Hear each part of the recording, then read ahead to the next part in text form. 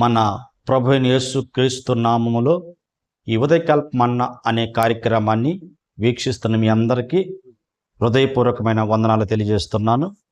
కృపగల దేవుడు జ్ఞాపకం చేసుకొని గడిచిన దినమంతా ఆయన మనల్ని కృపలో భద్రపరిచి కాపాడి క్షేమను అనుగ్రహించి మరొక దినాన్ని పరిశుద్ధాత్మ దేవుడు అనుగ్రహించాడు. ఈ దినమంతా కృపాక్షేమల్ని పరిశుద్ధాత్మ దేవుడు అనుగ్రహించును గాక. ఉదయకాల సమయంలో ఒక వాక్యాన్ని మనం చదువుకుందాం. ఇర్మీయా గ్రంథం 20వ అధ్యాయము 13వ వచనం. దుష్టుల చేతుల నుండి దరిద్రుని ప్రాణమును ఆయనే విడిపించును. దేవునికి స్తోత్రం కలుగును గాక. దుష్టుని చేతుల నుండి దరిద్రుని యొక్క ప్రాణమును ఆయనే విడిపిస్తాడంటున్నాడు. ప్రియ దేవుడి బిడ్డ, సర్వోన్నతమైన దేవుడు ఆయన ఎవరిని దరిద్రులుగా ఉండాలని, పేదరికములు ఉండాలని, శాపములు ఉండాలని కోరుకోలేదు. ఆయన మన పేదరికం నుంచి, మన శాపం నుంచి మనం యొక్క దరిద్రతను తీసివేయటానికి ఆయన ప్రభువైన యేసుక్రీస్తు ఆయన దీన దరిద్రుడిగా, ఒక శాపగ్రస్తుడిగా శిలువ మీద మార్చబడ్డాడు. కానీ ఈరోజు ప్రభు ఈ వాక్యం చలవిస్తున్నాడు. దరిద్రులు అవడానికి గల కారణం ఏంటి? అక్కడ మనం గమనించినప్పుడు దుష్టుల చేతులు పడటం ద్వారా, పేదరికంలోకి వెళ్ళిపోవడానికి కారణం దుష్టు చేతులకు వెళ్ళిపోవటం ద్వారా, శాపాన్ని అనిపించడానికి కారణం దుష్టుల చేతులకు వెళ్ళిపోవటానికి. అయితే ప్రభు అంటున్న ఆ దుష్టుల చేతుల నుండి వారి ప్రాణమును నేను కాపాడుతాను, దరిద్రుల యొక్క ప్రాణాన్ని కాపాడుతాను. కనుక ఈ ఉదయకాల సమయంలో నీ దరిద్రత కారణం, నీ శాపానికి కారణం ఏంటి? కారణం ఏంటంటే దుష్టుడి యొక్క చేతులు నువ్వు పడ్డావు. దుష్టుడు నిన్ను వాడుకుంటున్నాడు. దుష్టుడు నీలో ప్రవేశించి అనేక దురలవాట్లోకి తీసుకెళ్ళిపోయాడు. తాగుడు, జోదము,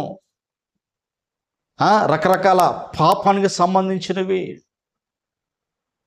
లోక సంబంధమైన కార్యాలు నీ జీవితంలో వాడు దుష్టుడు చేరి వాడు మెల్లగా నీలో ప్రవేశించి ఆ దుష్టుడికి సంబంధించిన కార్యాలన్నింటిలో నీ చేస్తూ నీ జీవితాన్ని పతనం చేశాడు. నీ కుటుంబాన్ని వీధిలోకి తీసుకొచ్చేసాడు. అవమానాల పాలు, నిందల పాలు చేశాడు. ప్రభు అంటున్నాడు ఉదయకాల సమయంలో, వాడి నుంచి, దుష్టుడి నుంచి, దరిద్రుని యొక్క ప్రాణము, ఏ దుష్టుడి ద్వారా దరిద్రుగా మారబడ్డారో, ఏ దుష్టుని ద్వారా చీకట్లోకి వెళ్ళిపోయారో, ఏ దుష్టుని ద్వారా అంధకారంలోకి వెళ్ళిపోయారో వారి నుంచి, వారి ప్రాణాలు నేను కాపాడుతానంటున్నాడు ఆయన.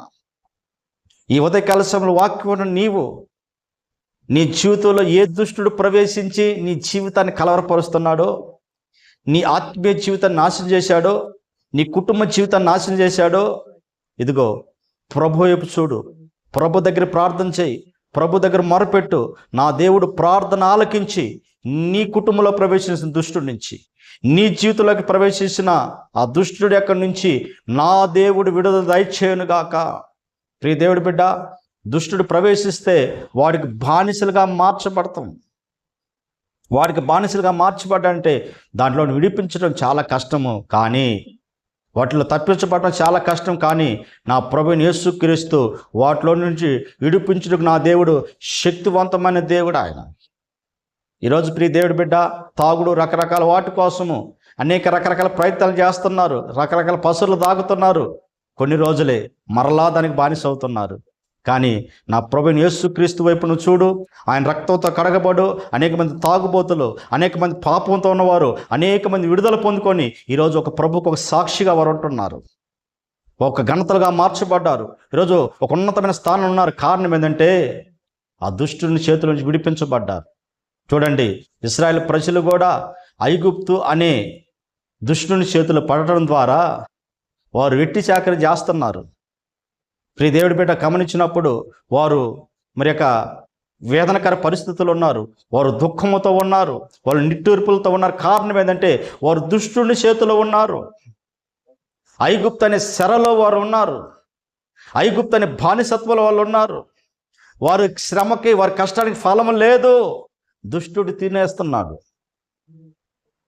దుష్టుడు అనుభవిస్తూ ఉన్నాడు. అయితే ఇశ్రాయేలు ప్రజల యొక్క ప్రార్థన ప్రభు ఆలకించి వారి కన్నీటిని చూశాడంట ప్రభు, వారి నిట్టూర్పులను ప్రభు చూశాడంట, వారి వేదన చూశారంట, వారు పడుతున్న కష్టాన్ని చూసి వారి యొద్దకు ప్రభు దిగి వచ్చి ప్రభు ఐగుప్తు అనే చెరలో నుంచి మోషే అనే దైవజనుని ఏర్పరచుకొని ప్రియ దేవుడి బిడ్డ ఆ చెరలో నుంచి బయటికి రప్పించి వారు పాలు తేనె ప్రవహించే దేశంలో సంతోషకరమైన దేశంలో అడుగుపెట్టారు. కనుక వారు ప్రయాణిస్తున్నప్పుడు దుష్టుడు ఎన్నో రకాలుగా ఆటంకపరిచాడు. అయినా నా దేవుడు వాటన్నిటిలో చేయనిచ్చి వారికి సంతోషం అనుగ్రహించినట్లుగా ఈ ఉదయకాల సమయంలో ఏ దుష్టుని యొక్క ఆలోచనలు నీ జీవితంలో ఉన్నాయి, ఏ దుష్టుని యొక్క తలంపులు నీ జీవితంలో ఉన్నాయి. ఒకవేళ ఒక్కొక్కసారి నీ జీవితం నీకు విరక్తి పడుతుందేమో, నేను ఎందుకు ఇలా చేస్తున్నాను, నేను ఎందుకు ఇలా మాట్లాడుతున్నాను, ఇలా మరి నేను చేయని కోరి కార్యాలు కూడా ఎందుకు ఇలా జరుగుతుందంటే దుష్టుడు నీలో ప్రవేశించాడు, అపవాది నీలో ప్రవేశించాడు. వాడు ప్రవేశించి నీకు లేని అలవాట్లన్నీ తీసుకొచ్చి నీ జీవితాన్ని పతనం చేయాలనుకుంటున్నాడు. ఇటు వాటన్నిటి విడిపించబడాలంటే నా యేసు వైపు చూడు, ఆయన రక్తంతో కడగబడు.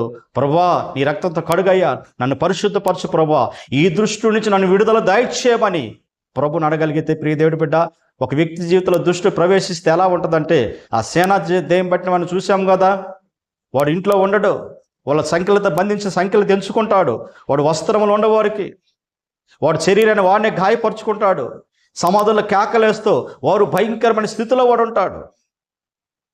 ఎవరు చెప్పినా వాడికి అర్థం కాదు, అర్థం చేసుకోడు. ఎందుకంటే వారిలో ప్రవేశించిందంటే దుష్టుడు అపవాది చీకట్లు ప్రవేశించాయి. కనుక తాగుడు రకరకాల వ్యసనాలతో వాడి జీవితం పతనమైపు పరిస్థితుల్లో. అయితే నా ప్రభువైన యేసుక్రీస్తు వారి యొద్దకు వచ్చేసి వారిలో ఉన్న ఆ దురాత్మ శక్తులు గద్దించినప్పుడు ఎప్పుడైతే అవి దూరం అయిపోయాయో, ప్రియ దేవుడి బిడ్డ, అంతవరకు వస్త్రం లేకుండా ఉన్నవాడు, తను గాయపరుచుకుంటున్న వాడు, సమాధుల్లో కేకలేసుకొస్తున్న ఆ వ్యక్తి ఇప్పుడు యేసు ప్రభు పాదాల దగ్గర చేరి వస్త్రములు ధరించుకొని యేసయ్యా ఇదిగో నిన్ను వెంబడిస్తానంటే ప్రభు అంటున్నాడు, ఇదిగో నా ఎదుగు రాబలేదు, నీకు జరిగిన గురించి నీ ప్రాంతానికి వెళ్ళి నువ్వు సాక్షులకు. నా దేవుడు ఎలాంటి వాడంటే ఏ దుష్టుడిలో నువ్వు ఉన్నా ఆయన పాదాల దగ్గర రాగలిగితే, ఆయన వైపు నువ్వు చూడగలిగితే, ప్రభా నీ రక్తం నన్ను కడుగు పరిశుద్ధపరచు అని ప్రభువుని అడగలిగితే దుష్టుడిని చిడిపించి నీకు సమాధానం కలుగజేయనుగాక, నీకు నెమ్మది కలుగజేయనుగాక, మరలా నువ్వు పోగొట్టుకున్న నా దేవుడు మరలా తెలియజేసి నీ కుటుంబంలో సంతోషం ఆనందాన్ని ఒక సుఖకరమైన జీవితాన్ని ప్రభు దయచేయబోతున్నాడు. ఇంకా దేంట్లో నుంచి నీకు ఏ పాపం నుంచి నువ్వు విడుదల పొందుకోలేకపోతున్నావు, ఏ దుష్టుల నుంచి నువ్వు బయటికి రాలేకపోతున్నావు, నీవు నీ కుటుంబము ఏ చెడు నుంచి రాలేకపోతున్నావు, ఏ యొక్క రకరకాల దొంగతనాలు అవన్నీ దుష్టుడి యొక్క కార్యాలే, వాటి నుంచి రాలేక మరి నీ జీవితం సతమతవుతుంటే ఉదయకాల సమయం నీ కొరకు ప్రార్థన చేస్తున్నావు. ఈ ప్రార్థనను ఏకీపిస్తుండగా నా దేవుని యొక్క ప్రభావం నేను తాకి, పరిశుద్ధాత్మ ప్రభావం తాకి నీలో నీ కుటుంబం వెంటాడుతున్న ఆ దుష్టుని విడిపించి నా దేవుడు అద్భుతం జరిగించును గాక. ప్రార్థన చేసుకుందాం. పరిశుద్ధుడా, జీవాధిపతి, ఆశ్చర్యకడా, స్తోత్రాలయ్యా. దుష్టుల చేతుల నుంచి నా తండ్రికి స్తోత్రమయ్యా. దరిద్ర యొక్క ప్రాణమును ప్రభా విడిపిస్తానని చెప్పిన దేవా నీకే స్తోత్రాలు స్వామి. ఈ సమయంలో ఏ దుష్టుడి చేతుల్లో ఉన్నారు ప్రభా, ఏ బంధకాల్లో ఉన్నారయ్యా తండ్రి నీకు స్తోత్రాలయ్యా. ఏ అపవాది తంత్రాల నుంచి నా తండ్రి, ఏ చెడు అసల నుంచి బయటికి రాలేని స్థితిలో ఉన్నారు, యేసు నామములో ఇప్పుడే నీ ప్రభావం తాకుమా ప్రభా, ఇప్పుడే నీ అభిషేకము తాకయ్యా, ఇదిగో నీ శక్తి తాకు, ఇప్పుడే దుష్ట క్రియలు యేసు నామములో లయమగునుగాక, లయమగునుగాక, అద్భుతం జరుగునుగాక. ఇదిగో దేవుని యొక్క అభిషేకము, దేవుని యొక్క ప్రభావం తాగుతుండగా ఇదిగో నిన్ను అంటాడుతున్న శిఖడు శక్తులన్నీ, నిన్ను అంటాడుతున్న ధూపు శక్తుల నుంచి నిన్ను బానిస చేసిన ఆత్మ యేసు నామములో తొలగి రికాబా శర్బద రికాబదర బలబల రిబదర బదర బదర బదర బదర బదర బదర బదర బలబల రిబదర శర్బద రికాబ. అద్భుతం జరుగుతుంది, అద్భుతం జరుగుతుంది.